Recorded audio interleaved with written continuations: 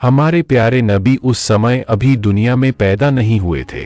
वह जमाना अरब समाज का वह दौर था जब हर तरफ अंधकार छाया हुआ था। उस दौर को आया जाहिया कहा जाता था, यानी अज्ञानता का दौर। अरब समाज में उस समय कोई कानून, नियम या नैतिकता नहीं थी। बेहयाई, गंदगी और अश्लीलता से पूरा समाज भरा हुआ था।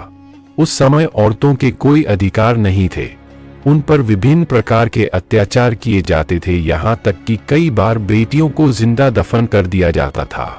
लोगों के दिलों में जरा भी प्रेम, दया या हमदर्दी नहीं थी। औरतों को मात्र भोग की वस्तु समझा जाता था।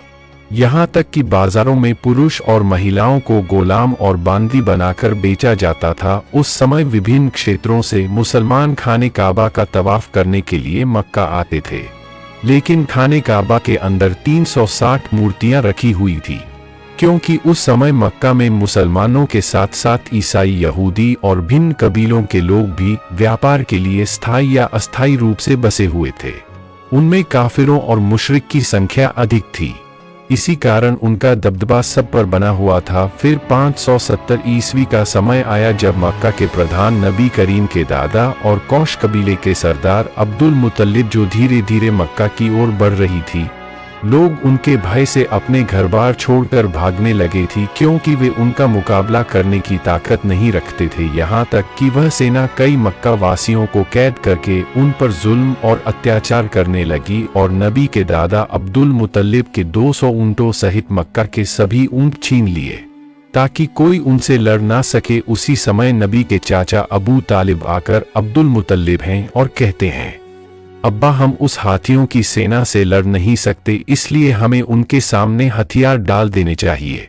तब अब्दुल मुतल्लिब अपने बेटे अबू तालिब को लेकर हाथियों की सेना के सरदार से मिलने के लिए रवाना होते हैं। इस सेना का सेनापति था मक्का के पड़ोसी क्षेत्र यमन का शासक अब्राहा। वह बहुत शक्तिशाली और प्रभावशाली था। हालांकि अरब समाज उस समय अंधकार में डूबा हुआ था, लेकिन दुनिया के अधिकांश लोग जान चुके थे कि इस्लाम ही सबसे उच्च, सच्चा और शांति का धर्म है। इसी कारण विभिन्न क्षेत्रों के लोग इस्लाम स्वीकार कर रहे थे और समूहों में हज के लिए मक्का आते थे। इस्लाम और खाने काबा की यह लोकप्रियता देखकर अब्राहा ने अपनी शक्ति के बल पर यमन की राजधानी सना में खाने काबा जैसा एक गिरजाघर बनाया, क्योंकि वह चाहता था कि लोग ईसाई धर्म स्वीकार करें और उसके बनाए हुए गिरजे में अधिक से अधिक आए। लेकिन जब अब्राहा ने देखा कि उसकी इच्छा पूरी नहीं हो रही थी, तो वह अत्यंत क्रोधित हो गया और उसने निर्णय कर लिया कि वह खाने काबा को ढा देगा। फिर अब्राहा 600 सैनिकों और 13 हाथियों के साथ मक्का की ओर रवाना होता है। उसी समय अब्दुल मुतल्लिब उसके पास पहुंचकर उससे कहते हैं, मैं तुम्हें चेतावनी देता हूँ, जिस घर को तुम गिराना चाहते हो वह अल्लाह का घर है, इसलिए इस खतरनाक काम से बाज आ जाओ। लेकिन अब्राहा ने उनकी बात सुनने से इनकार कर दिया। तब अब्दुल मुतल्लिब ने कहा, मेरे ऊंट वापस कर दो। यह सुनकर अब्राहा हैरान हो गया और बोला, मैं तुम्हारे पवित्र उपासना स्थल को गिराने आया हूँ, जहाँ तुम्हारे पूर्वज पूजा करते रहे हैं। इससे तुम्हारी इज्जत और पहचान मिट्टी में मिल जाएगी, मगर तुम्हें इसकी कोई चिंता नहीं, तुम सिर्फ अपने ऊंट वापस लेने आए हो। तब अब्दुल मुतल्लिब ने उत्तर दिया, मैं अपने ऊंटों का मालिक हूँ, इसलिए मैं उन्हें लेने आया हूँ, लेकिन इस मक्का और खाने काबा का असली मालिक अल्लाह है। निश्चित रूप से मुझे विश्वास है कि अल्लाह स्वयं ही इस काबा की रक्षा करेगा। अब्राहा ने उत्तर दिया, आज मैं यह भी देखना चाहता हूँ कि तुम्हारा अल्लाह किस तरह मेरे हाथों से खाने काबा को बचाता है। फिर अब्राहा ने अब्दुल मुतल्लिब को उनके ऊंट वापस कर दिए और अब्दुल मुतल्लिब अपने घर लौट आए।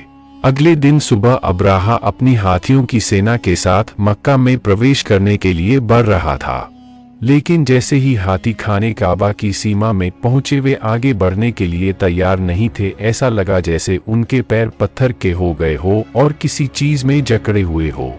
अब्राहा और उसके सैनिक चालाकी से जबरदस्ती हाथियों का रुख मोड़ देते हैं और उन्हें अच्छा अच्छा खाना खिलाते हैं। वे खाने की यह सभी चीजें खाने काबा के सामने फैला देते हैं ताकि हाथी लालच में आकर दोबारा खाने काबा की ओर बढ़े। इधर अब्दुल मुतल्लिब बहुत अधिक चिंतित थे। दुखी मन से वे खाने काबा के पास आते हैं। खाने काबा के दरवाजे पर एक जंजीर थी। अब्दुल मुतल्लिब ने उस जंजीर को मजबूती से पकड़ लिया और अपना सिर दरवाजे पर रख दिया।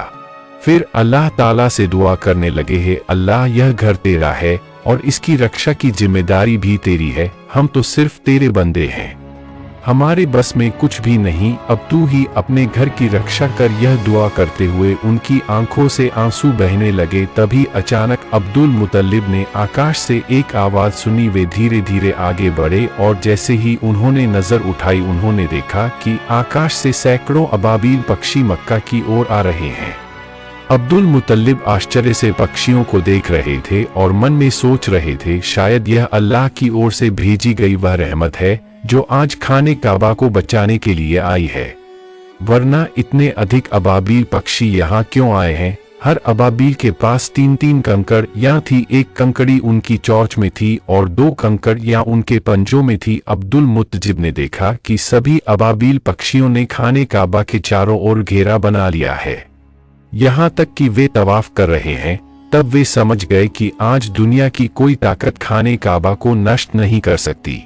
फिर सभी अबाबील पक्षी तेजी से अब्राहा की हाथियों की सेना और उसके सैनिकों पर टूट पड़े। अब्राहा के सैनिक पक्षियों को देखकर बेहद डर गए और वहां से भागने लगे, लेकिन तब तक सभी अबाबील पक्षी अपनी चोंच और पंजों में मौजूद कंकड़ या अब्राहा की सेना और हाथियों पर बरसाने लगे, जैसे आकाश से पत्थरों की बारिश हो रही हो। यह देखने में आया कि हर कंकड़ी सैनिकों के शरीर को चीरकर आर पार हो रही थी और पलों में पूरा लश्कर नष्ट हो गया, यहाँ तक कि अब्राह भी वहीं मारा गया और अल्लाह ताला ने उन काफिरों को तबाह कर दिया। यह अल्लाह रब्बुल आलमीन की कुदरत थी कि उन्हीं छोटे छोटे पत्थरों के जरिए 60,000 सैनिक और 13 हाथी नष्ट हो गए। यह घटना कुरान पाक की सूरह अल फील में बयान की गई है, जहाँ अल्लाह ताला फरमाते हैं, क्या तुमने नहीं देखा कि तुम्हारे रब ने हाथी वालों के साथ क्या सलूक किया? क्या उसने उनकी चालाकी को नाकाम नहीं कर दिया?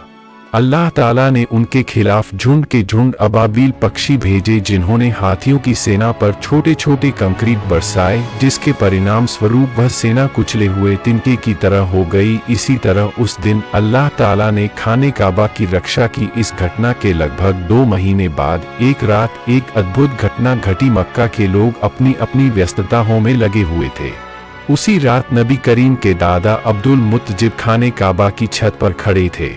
अचानक उन्होंने आकाश पर एक चमकदार रोशनी देखी जो पूरे अरब पूर्वी क्षेत्रों और पूरी दुनिया में फैल रही थी। यह दृश्य देखकर अब्दुल मुतल्लिब हैरान रह गए और तेजी से नीचे उतरे। जब वे खाने काबा के अंदर पहुंचे तो उन्होंने देखा कि वहां मौजूद 360 मूर्तियां, जो विभिन्न मूर्ति पूजनेकों ने रखी थी, स्वतः गिरकर टूट रही थी।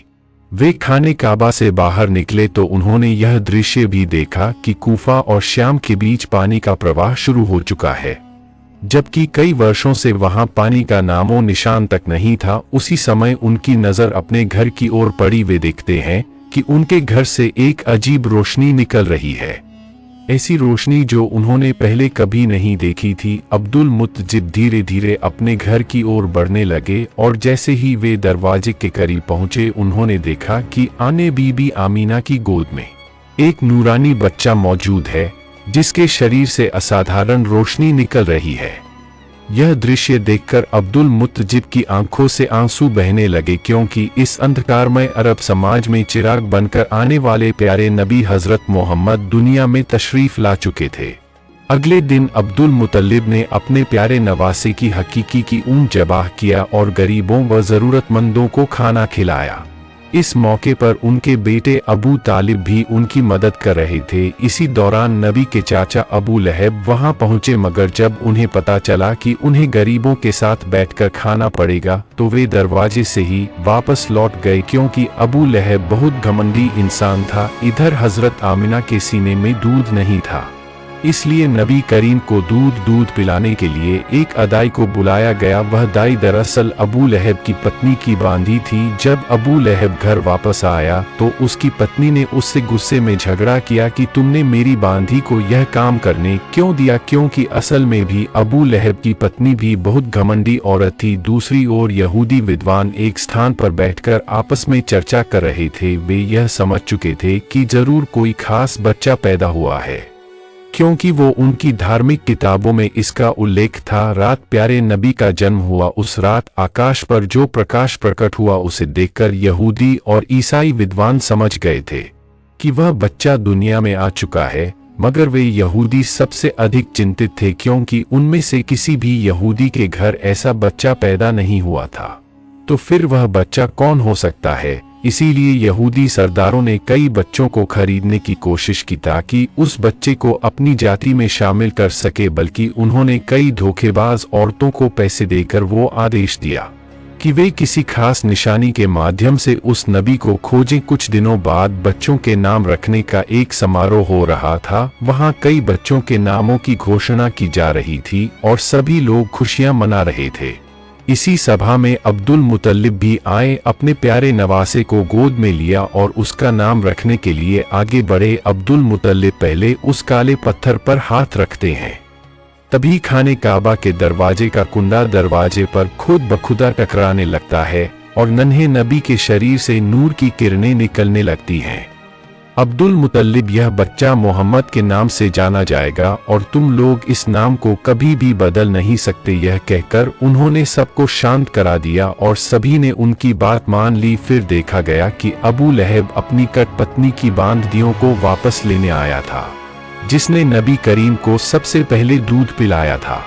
अब नबी भूखे थे मगर उन्हें दूध नहीं मिल रहा था। यह देखकर अब्दुल मुतल्लिब जिब सीधा अबू लहब के पास गए और उससे इसका कारण पूछा। अबू लहब कहने लगा, ये बांदी मेरी पत्नी ने मुझे तोहफे में दी थी, इसलिए इसकी मालकिन मेरी पत्नी है। यह सुनकर अब्दुल मुतल्लिब गुस्से में आ गए और कहा, तुम मोहम्मद के चाचा होकर भी ऐसी बात कर रहे हो, जबकि मैं तो मोहम्मद के लिए अपनी जान भी देने को तैयार हूँ, मगर अल्लाह ही सबसे बड़ा रक्षक है। इसीलिए नबी करीम ज्यादा दिनों तक दूध के बिना नहीं रहे। उस समय अरबों की परंपरा थी कि बच्चे के जन्म के बाद उसे दूध पिलाने और पालन पोषण के लिए देहाती औरतों को सौंप दिया जाता था ताकि वह खुली हवा में पलकर मजबूत हो। इसका एक और लाभ यह था कि बच्चे को शुद्ध अरबी भी भाषा सिखाई जाती थी।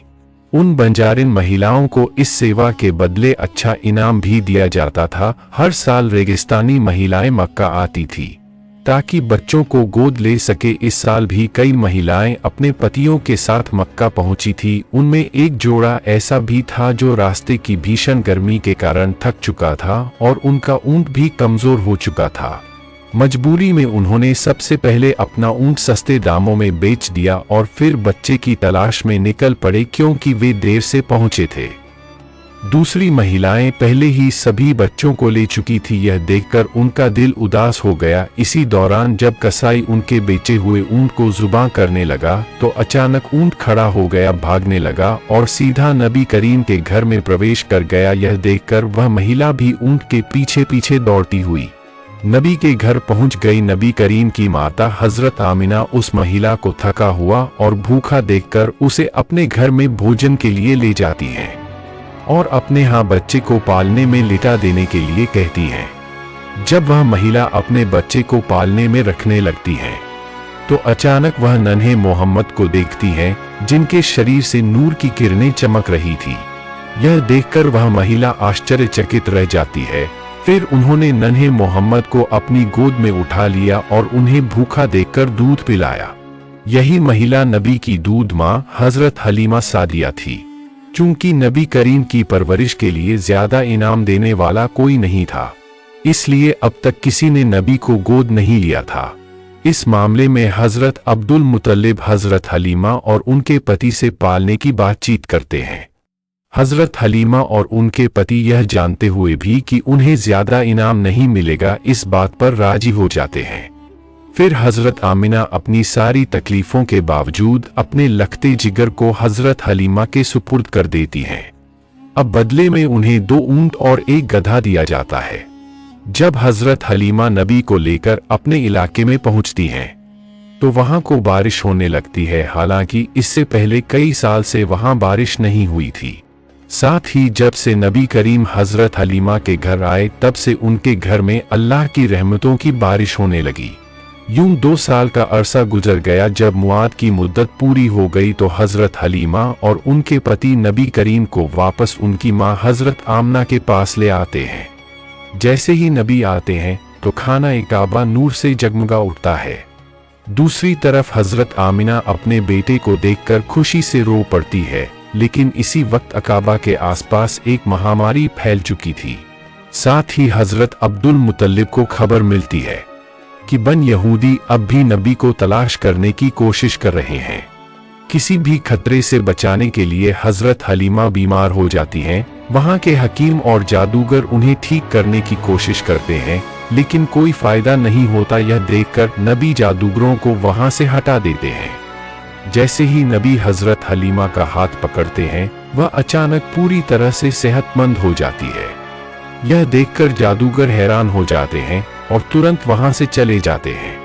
और लेकिन वे समझ चुके थे कि यही वह खास बच्चा है, इसीलिए उन्होंने यह खबर यहूदियों को दे दी। यह सुनकर नबी को पकड़ने के लिए दुश्मनों ने हजरत हलीमा के घर पर हमले शुरू कर दिए। हजरत हलीमा और उनके पति ने नबी को बचा लिया, मगर वे आने वाले खतरों को भांप चुके थे। इसीलिए हजरत हलीमा के पति नबी को लेकर मक्का के एक पहाड़ की तरफ रवाना हो गए। मगर इस बार जब नबी को ले जाया जाने लगा तो हजरत हलीमा रो पड़ी। जब हजरत अब्दुल मुतल्लिब को यह खबर मिली तो वे नबी के पास पहुंचे और फिर नबी के साथ एक गुफा में तकरीबन 1 साल गुजार दिया। जब नबी वहां मौजूद थे तो पूरा रेगिस्तान जिंदगी से भरपूर हो गया था। फिर एक दिन हजरत आमिना इस गुफा से नबी को लेकर मदीना आती हैं ताकि अपने रिश्तेदारों से मुलाकात करें और नबी के वालिद हजरत अब्दुल्लाह की कब्र की जियारत करें।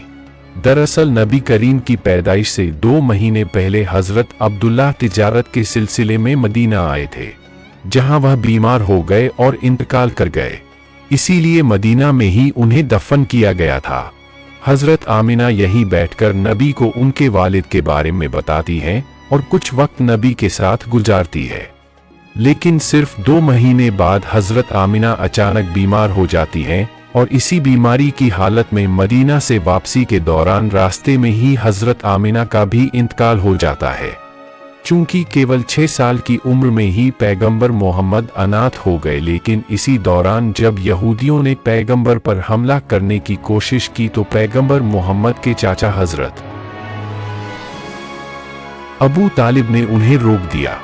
इसके बाद हजरत अबू तालिब पैगंबर को लेकर मक्का वापस आए और उन्हें उनके दादा हजरत अब्दुल मुतल्लिब के सुपुर्द कर दिया। पैगंबर मोहम्मद और हजरत अब्दुल मुतल्लिब हमेशा साथ रहते थे, यहाँ तक कि काबा की देखभाल, हज के लिए आने वाले जायरीन की सेवा में पैगंबर अपने दादा की मदद किया करते थे। लेकिन एक दिन जब हजरत अब्दुल मुतल्लिब तवाफ़े काबा कर रहे थे तो वह अचानक बीमार हो गए। इसी मौके का फायदा उठाते हुए पैगंबर के अहंकारी चाचा अबू लहब कुरैश का सरदार बनना चाहते थे, लेकिन जल्द ही हजरत अब्दुल मुतल्लिब तालिब के हवाले कर देते हैं। कुछ दिनों बाद हजरत अब्दुल मुतल्लिब का इंतकाल हो जाता है, क्योंकि केवल 8 साल की उम्र में पैगंबर मोहम्मद बिल्कुल अकेले हो जाते हैं। इसके बाद पैगंबर अपने चाचा हजरत अबू तालिब के साथ मक्का में रहने लगते हैं। वहां पैगंबर का बकरियां चराने सहित विभिन्न काम करते थे। लेकिन एक दिन पैगंबर देखते हैं कि उनके अहंकारी चाचा अबू लहब सुब्बा नाम की एक बांदी को किसी दूसरे के हाथों बेच रहे हैं। सुब्बा का पति अबू लहब से बार बार विनती करता है कि वह उसे ना बेचे, क्योंकि वह बीमार थी। अबू लहब जवाब में कहते हैं, अगर तुम मेरे पैसे वापस कर दो तो मैं उसे नहीं बेचूंगा। तभी पास खड़े पैगंबर कहते हैं, चाचा आप उन सुब्बा को आजाद कर दें, मैं खुद आपकी रकम वापस कर दूंगा। पैगंबर मोहम्मद की इस महान दरिया दिली की वजह से सुब्बा को आजाद कर दिया जाता है। दरअसल सुब्बा वही महिला थी जिन्होंने सबसे पहले पैगंबर मोहम्मद को दूध पिलाया था। फिर एक और दिन पैगंबर मोहम्मद देखते हैं कि एक व्यक्ति अपनी बेटी को जिंदा दफनाने के लिए ले जा रहा है। इस दौरान उसकी पत्नी अपने पति के पैरों को पकड़कर रो रही थी और उससे विनती कर रही थी कि वह ऐसा ना करें। पैगंबर मोहम्मद उस नन्ही बच्ची को गोद में लेकर उस व्यक्ति के पास आते हैं और उसे समझाते हैं कि बेटी माता पिता के लिए रहमत होती है।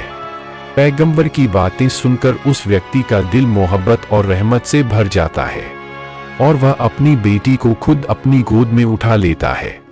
इस तरह समय बीतता गया और पैगंबर की उम्र 12 साल हो गई। इधर उनके चाचा अबू तालिब चूंकि एक व्यापारी थे, तो अरब की परंपरा के अनुसार वह हर साल शाम सीरिया की यात्रा किया करते थे। इस बार पैगंबर ने जिद की कि वह भी अपने चाचा के साथ शाम जाना चाहते हैं। चूंकि यात्रा की शुरुआत हुई रास्ते में, वे बसरा नामक एक जगह पर रुके जहां एक चर्च में एक यहूदी धर्मगुरु रहता था। उसने पैगंबर और उनके चाचा अबू तालिब सहित पूरे काफिले को खाने की दावत दी। जब उसने नन्हे मोहम्मद को देखा तो वह तुरंत समझ गया कि यही आखिरी और सबसे महान पैगंबर हैं।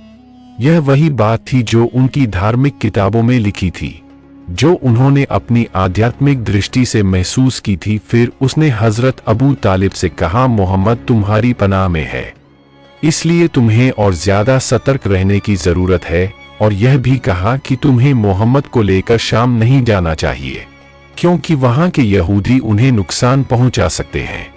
यह सुनकर हजरत अबू तालिब ने अपना इरादा बदल दिया और वे वापस मक्का लौटने लगे। लेकिन रास्ते में वे उस यहूदी धर्मगुरु को घायल अवस्था में देखते हैं, जिसने बार बार पैगंबर मोहम्मद को नुकसान पहुंचाने की कोशिश की थी।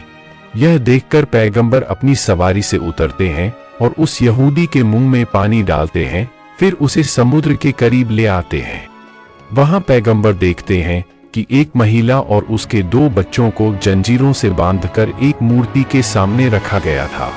ओबली के लिए दूसरी तरफ वहां के मछुआरों का कबीला पूजा कर रहा था, ताकि उनका देवता यह बलि स्वीकार करें और उन्हें अपार धन प्रदान करें। और लेकिन जब प्यारे पैगंबर हजरत मोहम्मद ने यह दृश्य देखा, यह देखकर वहां के मछुआरों ने पैगंबर को रोकने की कोशिश की, मगर तभी समुद्र की एक जबरदस्त लहर उठी, जिसकी तीव्रता से वह मूर्ति जमीन पर गिरकर टुकड़े टुकड़े हो गई।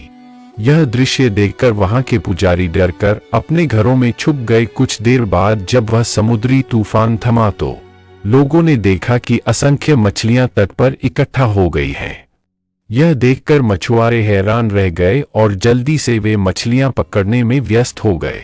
दूर खड़ा वह यहूदी धर्मगुरु भी यह सब देखकर दंग रह गया। वास्तव में यह सब पैगंबर की दुआ की बरकत से हुआ था और यह अल्लाह ताला की कुदरत की एक निशानी थी। अंतिम दृश्य में दिखाया जाता है कि हजरत अबू तालिब बूढ़े हो चुके हैं और वे काबा के सामने खड़े होकर मक्का के सभी लोगों को बुला रहे हैं कि अब बिना किसी झगड़े के इस्लाम के रास्ते पर लौट आए और एक शांतिपूर्ण जीवन व्यतीत करें। और लेकिन तब भी मक्का के कुछ सरदार हजरत अबू तालिब और हजरत मोहम्मद को झूठा साबित करना चाहते थे।